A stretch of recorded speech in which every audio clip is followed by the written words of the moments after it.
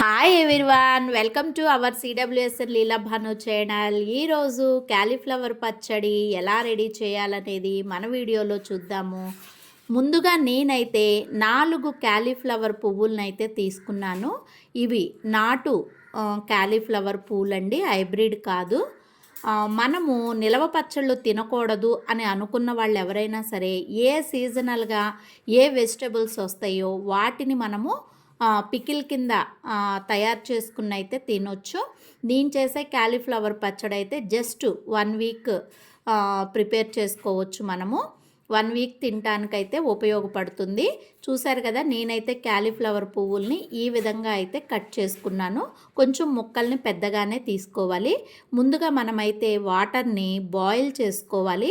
ఎందుకంటే క్యాలీఫ్లవర్ పువ్వులకి ఈ ఫెర్టిసైడ్స్ మందులు లాంటివి చల్లుతారు కాబట్టి మనం చక్కగా గోరువెచ్చని నీళ్ళల్లో కళ్ళు ఉప్పు వేసుకుని అలాగే 1 స్పూను పసుపును వేసుకుని మనమైతే తరిగిన క్యాలీఫ్లవర్ ముక్కలన్నింటినీ కూడా ఈ నీళ్ళల్లో వేసి శుభ్రంగా మనం ఒక 5 నిమిషాలు నీళ్ళల్లో ఉంచి మనమైతే వాష్ చేసుకోవాలి. ఎందుకంటే మనకి పురుగు మందులు లాంటివి చల్లినా సరే ఇలా చేసుకున్నట్లయితే మనకి అవన్నీ కూడా నివారణ అన్నమాట.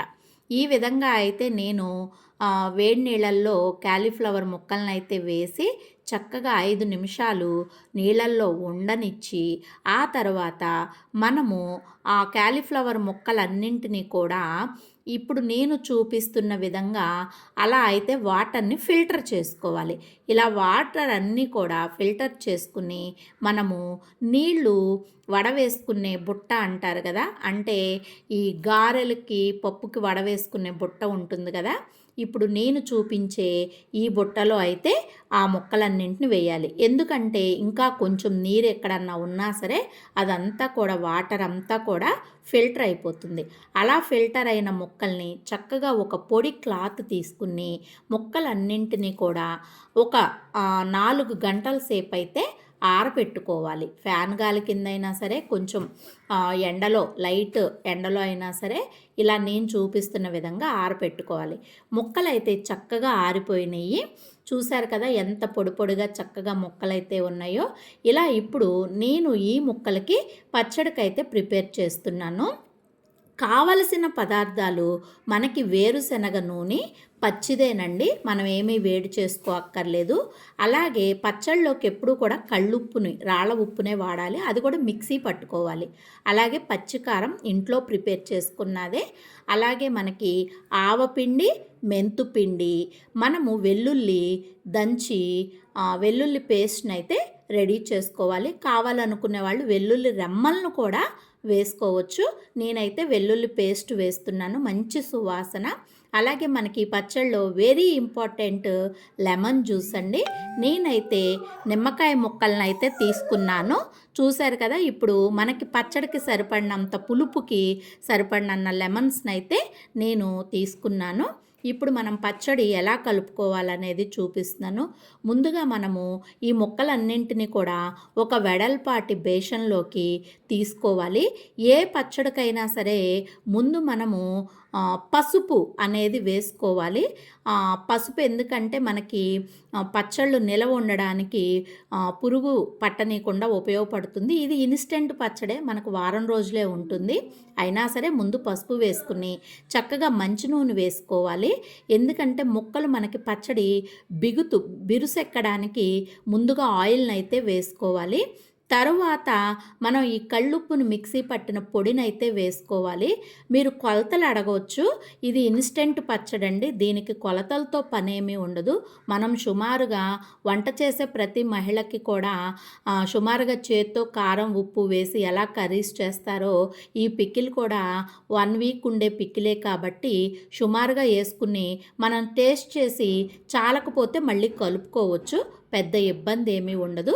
నేను కూడా సుమారుగా ఉప్పు అయితే వేస్తున్నాను. ఒక టీ గ్లాసు 4 పువ్వులకి టీ గ్లాసు గిద్దెడు అంటారనమాట. అంత ఉప్పైతే మిక్సీ పట్టి కలిపాను.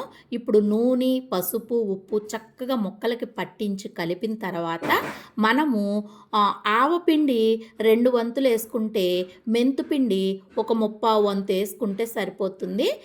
నేనైతే ఒక టీ గ్లాస్‌కి ఆవపిండి తీసుకున్నాను. అలాగే టీ గ్లాస్‌లో సగము అంటే సగానికి కూడా కొంచెం తక్కువగానే ఉంది మెంతుపిండి అయితే తీసుకున్నాను.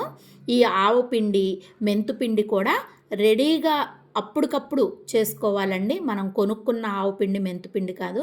అలాగే మే నెలలో నేనైతే పచ్చికారం పట్టి ఫ్రిడ్జ్‌లో అయితే స్టోర్ చేస్తాను. ఆ విధంగా పచ్చికారం అయితే ఒక పావు గ్లాస్‌కి తీసుకున్నాను. పచ్చికారం కూడా మన ఇంట్లో లేకపోతే ఇప్పుడు రెడీమేడ్‌గా బయట దొరుకుతుంది కాబట్టి ఏ కారాన్నైనా సరే పచ్చికారం యూజ్ చేయండి. ఇలా పచ్చికారం అయితే తీసుకువచ్చి చక్కగా ఆవపిండి, మెంతుపిండి, కారప్పొడి, అలాగే మనం వేసుకున్న నూనె, ఉప్పు, వెల్లుల్లి ముద్దను కూడా వేసి మనమైతే పచ్చడిలోకి చక్కగా కలుపుకోవాలి. ఈ పచ్చడిని 3 రోజులు డబ్బాలో స్టోర్ చేసుకుంటే మనకి చక్కగా వారం రోజుల పాటు తినగలిగే రెడీమేడ్ పచ్చడైతే వచ్చేస్తుంది. చూశారు కదా! ఈ పచ్చడిలోకి పులుపు ఎలా వస్తుంది అంటే లెమన్ జ్యూస్ ద్వారా వస్తుంది. నేనైతే 8 నిమ్మకాయలు తీసుకుని లెమన్ జ్యూస్ అయితే పచ్చడిలో కలుపుకున్నాను. ఇంకా చాలకపోతే మనం మూడో రోజు టేస్ట్ చేసి ఇంకా పులుపు కావాలనుకుంటే అదనంగా కలుపుకోవచ్చు. నేను 3 రోజుల తర్వాత చాలకపోతే చూసి కలుపుకుంటాను. మనం పచ్చడిని గనక రెడీ చేసుకుంటే 3 రోజుల తర్వాత పచ్చడి ఊరి ఈ విధంగా అయితే వస్తుంది. నచ్చినట్లయితే లైక్ చేయండి, షేర్ చేయండి, సబ్స్క్రైబ్ చేయండి. Thank you.